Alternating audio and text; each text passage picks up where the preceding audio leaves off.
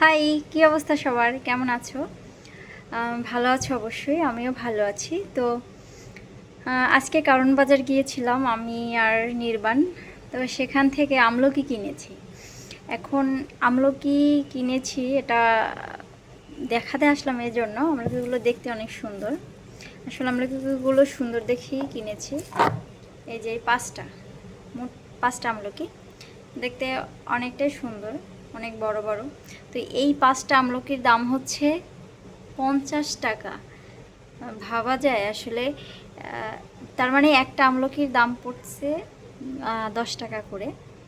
তো একটা আমলকি এখন 10 টাকা দিয়ে কিনে খেতে হচ্ছে। আর এই আমলকি আমরা ছোটবেলায় এবং এখনও গ্রামে বাড়িতে যখন যাই, এই আমলকি হচ্ছে গাছের নিচে মানে পড়ে থাকে। এগুলো আমরা দেখা যায় যে খাই না, এরকম অবহেলায়ই থাকে।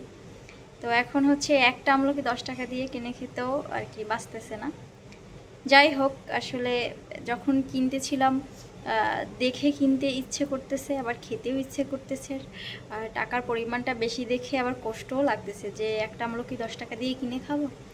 যাই হোক, আহ, তো যখন কিনতে গেলাম তখন আমি আমার হাজব্যান্ডকে বললাম যে এই আমলকি কত গাছের নিচে পড়ে থাকে, আর এখন কিনছি। সেই ছোটবেলার কথা আসলে মনে পড়ে গেল।